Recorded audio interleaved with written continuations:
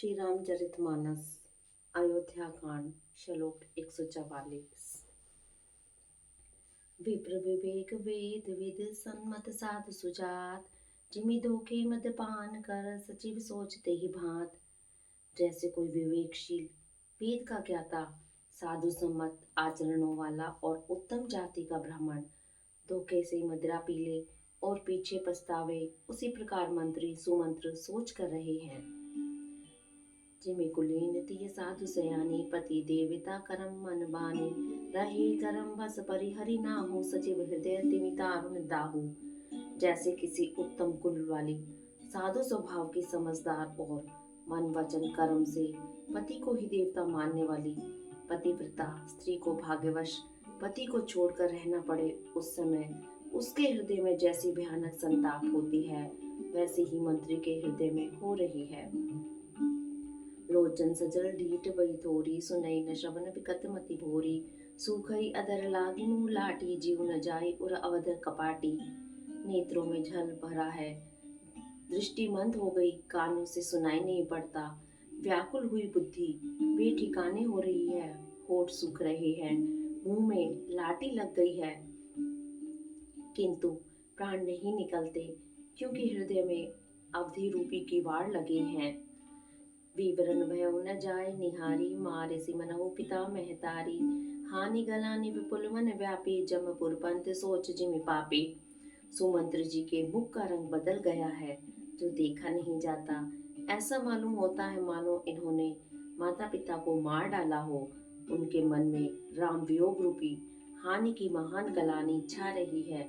जैसे कोई पापी मनुष्य नरक को जाता हुआ रास्ते में सोच कर रहा हो। वचन न आव हृदय पछिताहि, अवध का मैं देख अब जाई। राम रहित रत देखई जोई, सकुचई मोहि विलोकत सोई। मुंह से वचन नहीं निकलते, हृदय में पछताते हैं कि मैं अयोध्या में जाकर क्या देखूंगा। श्री रामचंद्र जी से शून्य रथ को जो भी देखेगा, वही मुझे देखने में संकोच करेगा, अर्थात मेरा मुंह नहीं देखना चाहेगा। धाई पूछे मोहे जब विकल नगर नर नार, उत्तर देव में सभई तब हृदय ब्रज बैठार। नगर के सब व्याकुल स्त्री पुरुष जब दौड़कर मुझसे पूछेंगी गे, तब मैं हृदय पर ब्रज रखकर सबको उत्तर दूंगा। पूछिए तेह दिन दुखित मत सब माता, कहब का मैं तीन विधाता। पूछे जबई लखन में तारी, कहूब कवन संदेश सुखारी। जब दीन दुखी सब माताएं पूछेंगी, तब हे विधाता मैं उन्हें क्या कहूँगा। जब लक्ष्मण जी की माता मुझसे पूछेंगी, तब मैं उन्हें कौन सा सुखदायी संदेशा कहूँगा। राम जननी जब अहे धाई, सुमरे विच जिम धेनु लवाई। पूछत उत्तर देव में तेही, गे बन राम लखन वे देही। श्री रामचंद्र जी की माता जब इस प्रकार दौड़ी आवेंगी, जैसे नई ब्याई हुई गो बछड़े को याद करके दौड़ी आती है, तब उनके पूछने पर मैं उन्हें यह उत्तर दूंगा कि श्री राम लक्ष्मण सीता जी वन को चले गए। जोई पूछे ते उत्तर देवा, जाय अवध अब यह सुख लेवा। पूछे जबई राव दुख दीना, जीवन जासु रघुनाथ अधीना। जो भी पूछेगा उसे यही उत्तर देना पड़ेगा। हाय अयोध्या जाकर अब मुझे यही सुख देना है, जब दुख से दीन महाराज जिनका जीवन श्री रघुनाथ जी के ही अधीन है मुझसे पूछेंगे। देहो उत्तर कौन मुहलाई, आयो कुशल कुंवर पहुँचाई। सुनत लखन सिय राम संदेशु, तृंजिमि तनु परिहरि नरेशु।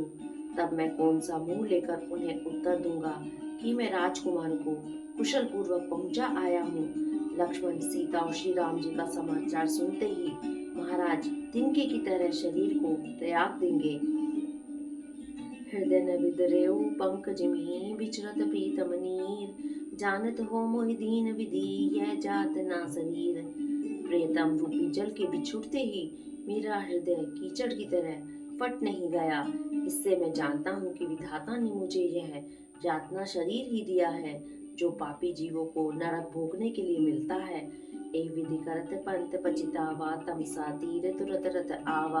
विदा किए करि विन्य निषादा, फिरे पाए परि विकल विषादा।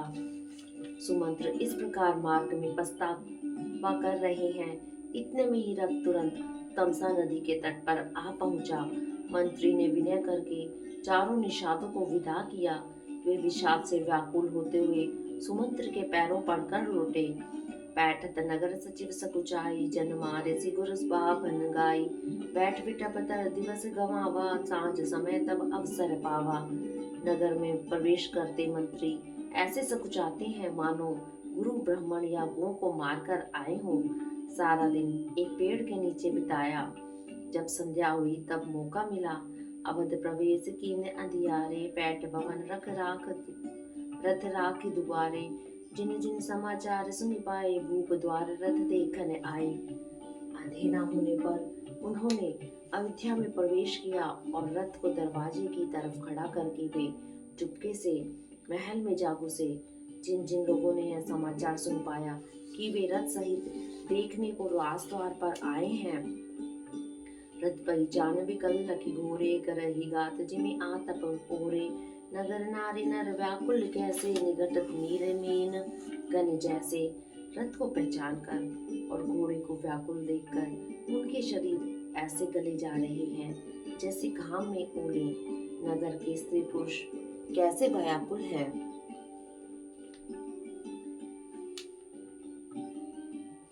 राजमहल उनको ऐसा भयानक लगा मानो प्रेतों का निवास स्थान हो। अतियारत सब पूछी रानी, उतरने आप विकल भय पानी। सुनई न श्रवण नयन सुजीवानी, सुनई न श्रवण नयन सूजा। कहूँ कहानी तो ते ही बूझा। अत्यंत आर्त होकर सब रानियां पूछती हैं, पर सुमंत्र को कुछ उत्तर नहीं आता। उनकी वाणी रुक गई है, न कानों से सुनाई पड़ता है, न आंखों से कुछ सूझता है। वे जो भी सामने आता है उससे पूछते हैं, कहो राजा कहाँ हैं। दासी दीक सचिव विगलाई, कौशल्या ग्रह गई दवाई। जाए सुमंत्र दीक कस राजा, अमई रहित जन चंद विराजा। दासियां मंत्री को व्याकुल देखकर उन्हें कौशल्या जी के महल में लेवा गई। सुमंत्र ने जाकर वहां राजा को कैसा देखा मानो बिना अमृत का चंद्रमा हो। आसन सैन विभूषण हीना, परव भूमि तल निपट मलीना। लेई उसा सुसोच एहि भांति, सुर पुरते जन खसेऊं जजाति। राजा आसन सैया और आभूषणों से रहित बिल्कुल मलिन पृथ्वी पर पड़े हुए हैं। वे लंबी सांसें लेकर इस प्रकार सोच करते हैं मानो राजा जजाति स्वर्ग से गिरकर सोच कर रहे हो। लेत सोच भरी छिन छिन छाती, जन जरी पंख पर संपाति। राम राम कह राम स्नेही, पुनि कह राम लखन वैदेही। राजा क्षण क्षण में सोच से छाती भर लेते हैं। ऐसा विकल दशा है मानो जटायु का भाई संपाति पंखों के जल जाने पर गिर पड़ा हो। राजा बार बार राम राम हाँ स्नेही प्यारे राम कहते हैं, फिर हाँ राम, हाँ लक्ष्मण, हाँ जानकी ऐसा कहने लगते हैं। देख सचिव जय जीव कही कीनऊ दंड प्रणाम, सुनत उठो व्याकुल नृपति। कहू सुमंत्र कहू राम। मंत्री ने देखकर जय जीव कहकर दंडवत प्रणाम किया। सुनते ही राजा व्याकुल होकर उठे और बोले, सुमंत्र कहो राम कहाँ है। भूप सुमंत्र लीन उरलाई, बूढ़त कछु आधार जन पाई। सहित स्नेह निकट बैठारी, पूछत राउ नयन भरी भारी। राजा ने सुमंत्र को हृदय से लगा लिया मानो डूबते हुए आदमी को कुछ सहारा मिल गया हो। मंत्री को स्नेह के साथ पास बैठाकर नेत्रों में जल भरकर राजा पूछने लगे, राम कुशल कहु सखा स्नेही, कहु रघुनाथ लखन वैदेही। आने फेरी की बनई सिधाए, सुनत सचिव लोचन जल छाए। हे मेरे प्रेम सखा, श्री राम की कुशल कहो, बताओ श्री राम लक्ष्मण और जानकी कहाँ हैं। उन्हें लौटा लाए हो कि वे वन को चले गए। यह सुनते ही मंत्री के नेत्रों में जल भर आया। शोक विकल पुनि पूछ नरेशु, कहु सिय राम लखन संदेशु। राम रूप गुण शील सुभाव, सुमरि सुमरि उर सोचत राव। शोक से व्याकुल होकर राजा फिर पूछने लगे, सीता राम और लक्ष्मण का संदेशा तो कहो। श्री रामचंद्र जी के रूप गुण शील और स्वभाव को याद कर करके राजा हृदय में सोच करते हैं। राव सुनाए दीन बनवासु, सुनि मन भयउ न हर्ष हंसासु। जो सुत विचरत गए न प्राणा को, पापी बड़ मोहि समाना। और कहते हैं, मैंने राजा होने की बात सुनाकर वनवास दे दिया।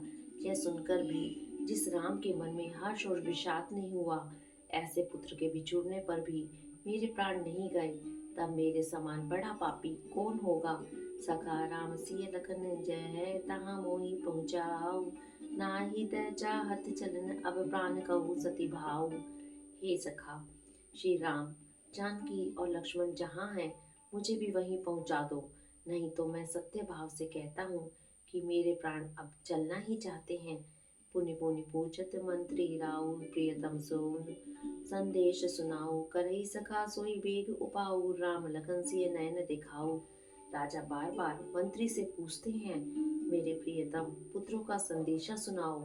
हे सखा, तुम तुरंत वही उपाय करो जिससे श्री राम, लक्ष्मण और सीता को मुझे आंखों दिखा दो। सजीव धीर धरि कह मृदुबानी, महाराज तुम पंडित ज्ञानी। वीर सुधीर धुरंधर देवा, साधु समाज सदा तुम सेवा।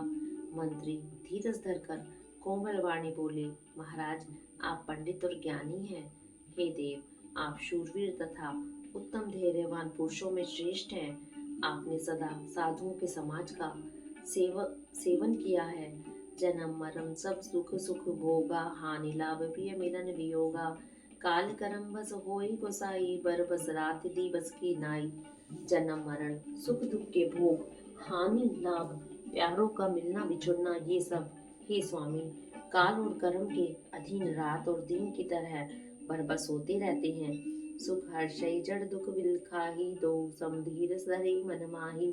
धीरज धरो विवेक विचारी, छाड़ी सोच सकल हितकारी। मूर्ख लोग सुख में हर्षित होते हैं और दुख में रोते हैं, पर धीर पुरुष अपने मन में दोनों को समान समझते हैं। वे सबके हितकारी रक्षक, आप विवेक विचार कर धीरज धरिए और शोक का परित्याग कीजिए। प्रथम वास तम सा भयऊ, दूसर सुर सरि तीर। नहाई जल रहे जल पान करी, सिय समेत दो वीर। श्री राम जी का पहला निवास तमसा के तट पर हुआ, दूसरा गंगा तीर पर। सीता जी सहित दोनों भाई उस दिन स्नान करके जल पीकर ही रहे। केवट कीन बहुत सेवकाई, सो जामनि सिंह और गवाई। होत ब्रात बट चीरु बगावा, जटा मुकुट निज शीस बनावा। केवट ने बहुत सेवा की। वह रात सिंह गौर रिंगवेरपुर में ही बिताई। दूसरे दिन सवेरा होते ही बड़ का दूध मंगवाया और उससे श्री राम लक्ष्मण जी ने अपने सिरों पर जटाओं के मुकुट बनाए। राम सखा तब नाव मगाई, प्रिया चढ़ाई चढ़े रघुराई। लखन बान धनु धरे बिनाई, आप चढ़े प्रभु आय सुपाई। तब श्री रामचंद्र जी के सखा निषाद राज ने नाव मंगवाई। पहले प्रिया सीता जी को उस पर चढ़ाकर फिर श्री रघुनाथ जी चढ़े। फिर लक्ष्मण जी ने धनुष बाण सजा कर रखे और प्रभु श्री रामचंद्र जी की आज्ञा पाकर स्वयं चढ़े। विकल विलोक मोहि रघुबीरा, बोले मधुर वचन धरि धीरा। तात प्रणाम तात सन कहु, बार बार पद पंकज गयहु। मुझे व्याकुल देखकर श्री रामचंद्र जी धीरज धरकर मधुर वचन बोले, हे तात, पिताजी से मेरा प्रणाम कहना और मेरी ओर से बार बार उनके चरण कमल पकड़ना। गर्भ पाए परि विनय बहोरी, तात करे जन चिंता मोरी। वन मग मंगल कुशल हमारे, कृपा अनुग्रह पुण्य तुम्हारे। फिर पांव पकड़कर विनती करना कि हे पिताजी, आप मेरी चिंता न कीजिए। आपकी कृपा अनुग्रह और पुण्य से वन में और मार्ग में हमारा कुशल मंगल होगा। तुमरे अनुग्रह ताते कानन जाते, सब सुख पाई हो। प्रतिपाल आयस कुशल देखन, पाए पुण्य फिरि आई हो। जननी सकल परितोषी, परि परि पाए करि विनती घनी।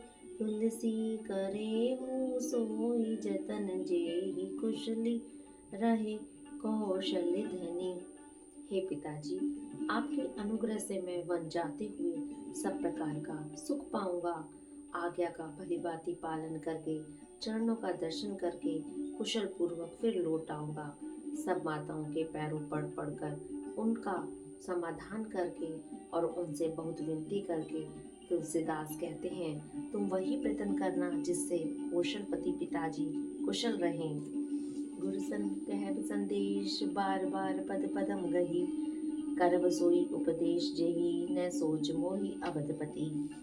बार बार चरण कमलों को पकड़कर गुरु वशिष्ठ से मेरा संदेश कहना कि वे वही उपदेश दें जिससे अवधपति पिताजी मेरा सोच न करें।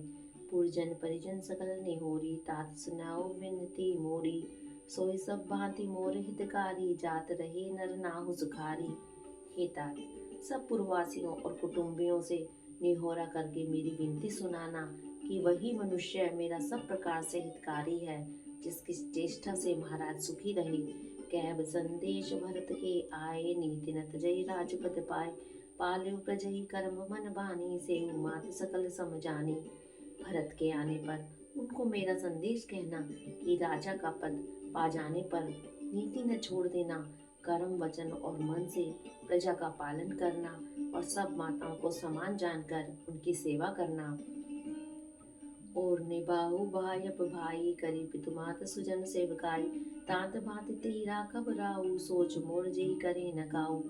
और हे भाई, पिता माता और सब जनों की सेवा करके भाई पने को अंत तक निभाना। हे तात, राजा को उसी प्रकार से रखना जिससे वे कभी मेरा सोच न करे।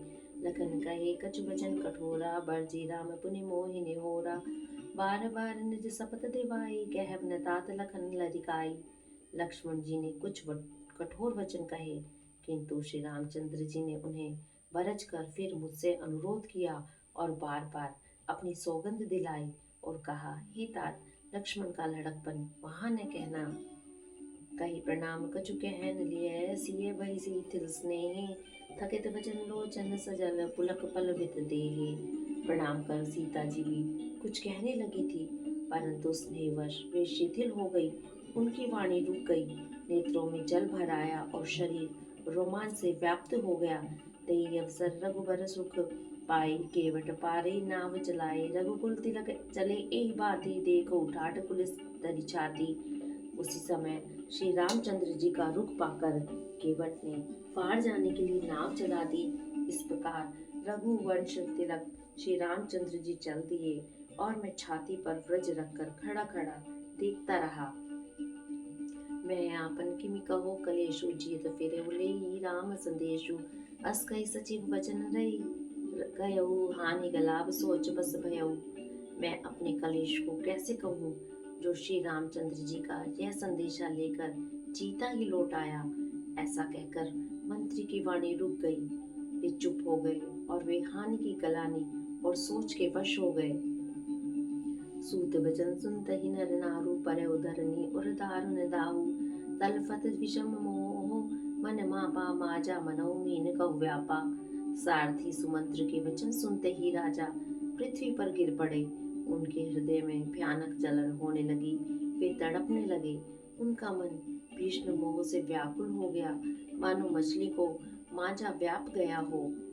करे विलाप सब रोवई रानी, महाविपति किमि जाए बखानी, सुनि विलाप दुख हऊ दुख लागा, धीरज कर धीरज भागा। सब रानियां विलाप करके रो रही हैं। उस महान विपत्ति का कैसे वर्णन किया जाए। उस समय के विलाप को सुनकर दुख को भी दुख लगा और धीरज का भी धीरज भाग गया। भयउ कोलाहल अवध अति, सुनिन प्रराव रोर, विपुल विहग बन परे निसी, मानव पुलिस कठोर। राजा के निवास में रोने का शोर सुनकर अयोध्या भर में बड़ा भारी कोहराम मच गया। ऐसा जान पड़ता था मानो पक्षियों के विशाल वन में रात के समय कठोर व्रज गिरा हो। प्राण कंटकत भयउ भुआलु, मन विहीन जन व्याकुल व्यापलु, इंद्र सकल विकई भई भारी, जन सरसिज बिन बन नारी। राजा के प्राण कंठ में आ गए, मानो मणि के बिना सांप व्याकुल हो गया हो। इंद्रियां सब बहुत ही विकल हो गई, मानो बिना जल के तालाब में कमलों का वन मुरझा गया हो। कौशल्या नृपदीक मलाना, रवि कुल रवि अत्यऊ जिय जाना उर धरि धीर राम महतारी बोली वचन समय अनुसारी। कौशल्या जी ने राजा को बहुत दुखी देखकर अपने हृदय में जान लिया कि अब सूर्य कुल का सूर्य अस्त हो चुका है। तब श्री रामचंद्र जी की माता कौशल्या हृदय में धीरज धरकर समय के अनुकूल वचन बोली। नाथ समझ मन करई विचारु राम वियोग पयोधि अपारु। करण धार तुम अवध सहाजु चढ़ो सकल प्रिय पथिक समाजू। हे नाथ, आप मन में समझकर विचार कीजिए कि श्री रामचंद्र जी का वियोग अपार समुद्र है, अयोध्या जहाज है और आप उसके कर्णधार हैं। सब प्रियजन कुटुंबी और प्रजा ही यात्रियों का समाज है जो इस जहाज पर चढ़ा हुआ है। धीरज धरई न पाई पारू नाही तै बूढ़ई सब परिवारो जो जिय धरई विनय पिय मोरी राम लखन से मिलही बहोरी। आप धीरज धरिएगा तो सब पार पहुंच जाएंगे, नहीं तो सारा परिवार डूब जाएगा। हे प्रिय स्वामी, यदि मेरी विनती हृदय में धारण कीजिएगा तो श्री राम लक्ष्मण सीता फिर आ मिलेंगे। प्रिया वचन मृदु सुनत नृप चितऊ आंख उघार तलफल मीन मलिन जन सिंचत शीतल बार। प्रिय पत्नी कौशल्या के कोमल वचन सुनते हुए राजा ने आंखें खोलकर देखा, मानो तड़पती हुई दीन मछली पर कोई शीतल जल छिड़क रहा हो। धर धीरज उठे बैठ भुआलू कहु सुमंत्र कहे राम कृपालु। कहाँ लखन कहाँ राम स्नेही कह प्रिय पुत्र वधु वैदेही। धीरज धरकर राजा उठ बैठे और बोले, सुमंत्र कहो कृपालु श्री राम कहाँ है, लक्ष्मण कहाँ है, स्नेही राम कहाँ है और मेरी प्यारी बहू जानकी कहाँ है। फिर पतराऊ विकल बहुभांति भय जुग सरस से रात न राती तापस अंध साप सुधि आई कौशल्य सब कथा सुनाई। राजा व्याकुल होकर बहुत प्रकार से विलाप कर रहे हैं। वह रात युग के समान बड़ी हो गई, बीतती ही नहीं। राजा को अंधे तपस्वी शरण कुमार के पिता के शाप की याद आ गई। उन्होंने सब कौशल्या को कथा कह सुनाई। भयो विकल बरनत इतिहासा राम रहित धीक जीवन आशा। सो तनुराग करब में कहा जेहि न प्रेम पनु मोर निबाहा। उस इतिहास का वर्णन करते करते राजा व्याकुल हो गए और कहने लगे कि श्री राम के बिना जीने की आशा को धिक्कार है। मैं उस शरीर को रखकर क्या करूंगा जिसने मेरा प्रेम का प्रण नहीं निभाया। हा रघुनंदन प्राण पीरीते तुम बिन जियत बहुत दिन बीते। हा जानकी लखन हा रघुबर हा पितु हित चित चातक जलधर। हा रघुकुल को आनंद देने वाले मेरे प्राण प्यारे राम, तुम्हारे बिना जीते हुए मुझे बहुत दिन बीत गए। हा जानकी लक्ष्मण हा रघुबर हा पिता के चित रूपी चातक के हित करने वाले मेघ। राम राम कही राम कही राम राम कही राम। तन परि हरि रघुबीर विरह राउ गयो सुध राम। राम राम कहकर फिर राम कहकर फिर राम राम कहकर और फिर राम कहकर राजा श्री राम के विरह में शरीर त्याग कर सुरलोक को सिधार गए। जिय न मरण फल दर्श दशरथ पावा अंड अनेक अमल जस छावा। जेत राम विदुर बदन निहारा राम विरह करी मरण संवारा। जीने और मरने का फल तो दशरथ जी ने ही पाया, जिनका निर्मल यश अनेकों ब्रह्मांडों में छा गया।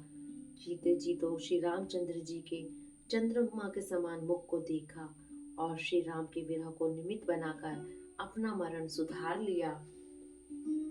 शोक विकल सब रोवई रानी रूपशील बल तेज बखानी। करे विलाप अनेक प्रकारा परई भूमि तल बारही बारा। सब रानियां शोक के मारे व्याकुल होकर रो रही हैं। वे राजा के रूपशील बल और तेज का बखान कर करके अनेकों प्रकार से विलाप कर रही हैं और बार बार धरती पर गिर गिर कर पड़ती हैं। विलपई विकल दास और दासी घर घर रुदन करही पुरवासी। अतयउ आज भानुकुल भानु धर्म अवध गुण रूप निधानु। दासी दासगण व्याकुल होकर विलाप कर रहे हैं और नगर निवासी घर घर रो रहे हैं। कहते हैं कि आज धर्म की सीमा गुण और रूप के भंडार सूर्य कुल के सूर्य अस्त हो गए। गारी सकल के कही देही नयन विहीन कीन जग जेही ए विधि विलपत रे रैन बिहानी आए सकल महामुनि ज्ञानी। सब केकई को गालियां देते हैं, जिसने संसार भर को बिना नेत्र का कर दिया। इस प्रकार विलाप करते रात बीत गई। प्रातःकाल सब बड़े बड़े ज्ञानी मुनि आए। तब वशिष्ठ मुनि समय सम कही अनेक इतिहास शोक निवार्य सबई कर निज विज्ञान प्रकाश। तब वशिष्ठ मुनि ने समय के अनुकूल अनेक इतिहास कहकर अपने विज्ञान के प्रकाश से सबका शोक दूर किया।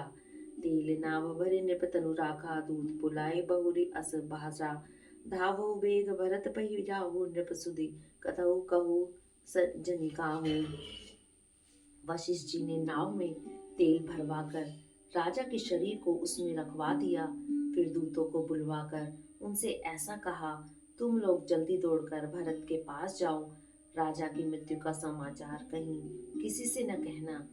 ऐतने कहो भरत सन जाई गुर बोलाई पठयो दो भाई सुनि मुनि आय सुधावन धाये चले बेग बर बाज ल जाए।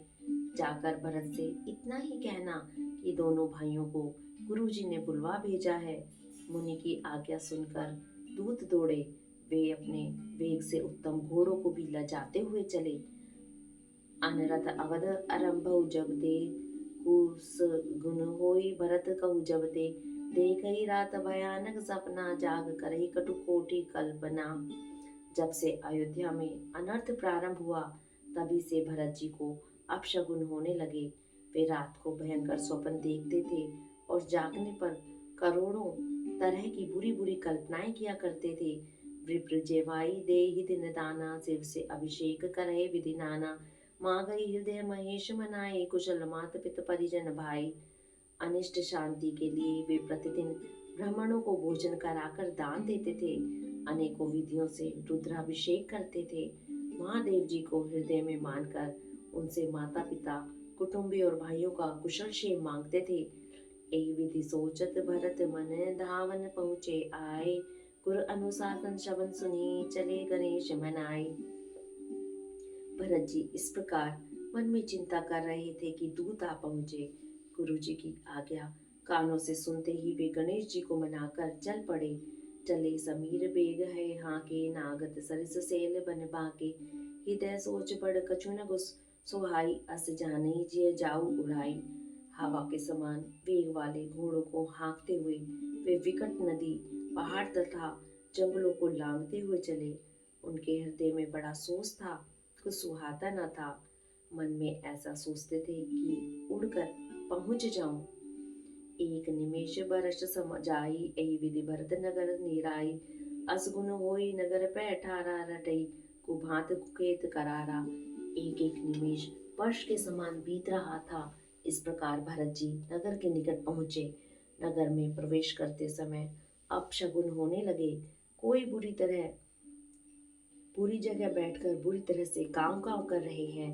खरसियार बोले प्रतिकूला सुने सुनी होई भरत मनसूला श्री हत सत सरिता बन भागा नगर विशेष भयावन लागा। गधे और सियार विपरीत बोल रहे हैं। यह सुन सुनकर भरत के मन में बड़ी पीड़ा हो रही है। तालाब नदी वन बगीचे सब शोभाहीन हो रहे हैं।